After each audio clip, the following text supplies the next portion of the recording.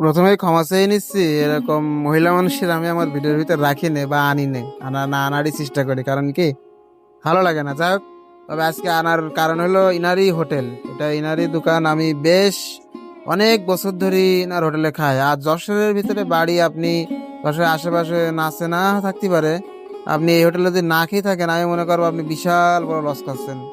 ঠিক আছে, একটা ভিআইপি হোটেল থেকে এই হোটেলের স্বাদটা মানে এতই অতুলনীয়, মানে ভাবনার বাইরে।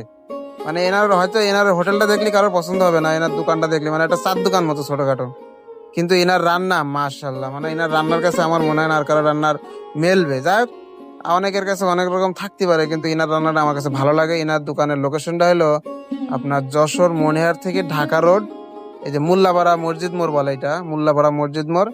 আর নিউ মার্কেট থেকে ঢাকা রোডে যশোরের দিকে যাইতে এই মনিহারের দিকে যাইতে, আর মনিহার থেকে নিউ মার্কেট দিকে যাইতে যে ক্রসিং রোডটা আছে এই রাস্তার পাশেই সুপড়ি চার দোকান মতো আর কি।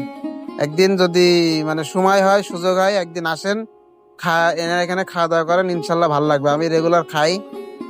বিশেষ করে ইনার গোশে ওই সুইজারল্যান্ডের গরুর গোশ রান্না করে, আর সাথে যে ডালটা, বাহ বাহ বাহ।